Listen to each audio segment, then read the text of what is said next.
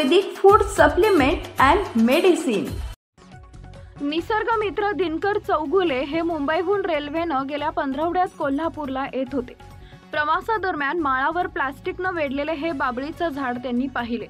या झाडाचे खोड हिरवे तर विस्तार प्लास्टिकच्या विळख्यानं वाढत चाललेला होता। थोडक्यात त्या झाडाची नाशाकडे वाटचाल सुरू होती हे पाहून ते मनोमन अस्वस्थ झाले। माणसाच्या तोंडाला महिनाभर प्लास्टिकची पिशवी बांधून ठेवली तर कसं होईल असा विचार त्यांच्या मनात आला आणि या झाडाला मोकळे करण्याचा निर्णय त्यांनी घेतला। कोल्हापुरातील गंगावेस येथील नानाप्रेमी विचार मंचचे अमर जाधव यांना ही बाब त्यांनी सांगितली। या सर्वांनी निर्णय घेतला आणि ज्या पद्धतीने रुग्णवाहिकेतून रुग्णाला वाचवण्यासाठी नेले जाते तसे हे सर्वजण रुग्णवाहिकेतून हातकणंगले इथं गेले। काटेरी बाबळीच्या झाडावरील 3 पोटी प्लास्टिक कचरा अतिशय परिश्रमपूर्वक काढण्यात आला आणि हे झाड मोकळे केले। प्राध्यापक अनिल पुणवतकर, जितेंद्र चव्हाण, आदित्य देवकुळे यांचेही त्यांना या कामी सहकार्य मिळाले। आज जागतिक पर्यावरण दिन आणि आपल्या केंद्र सरकारची थीम आहे की प्लास्टिक निर्मूलनाचं काम करायचं आहे आणि हरियाली जगली पाहिजे, म्हणजे झाडं जगली पाहिजेत।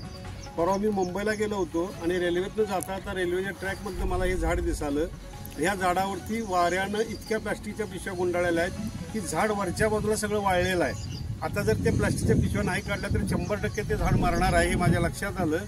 आणि आमचा नानाप्रेमी म्हणून एक ग्रुप आहे गंगावेशला, त्यांना मी हे सहज बोलता बोललो की आपण पर्यावरण दिन साजरा करायचा पण एक वेगळ्या पद्धतीने करूया आणि लोकांना फक्त ॲम्ब्युलन्स जातील आणि लोकांना फक्त ॲम्ब्युलन्समधनं दवाखान्यात दिलं जातं, पण आज आपण ॲम्ब्युलन्स घेऊन जायचं आणि झाडावरती उपचार करायचं। झाडावरचे जे गुंडाळलेलं प्लास्टिक आहे ते सगळं काढायचं आणि झाडाला प्रदूषण मुक्त करायचं आणि त्या झाडाला जीवदान द्यायचं ह्या उद्देशानं आज आम्ही इथं आलेलो आहे।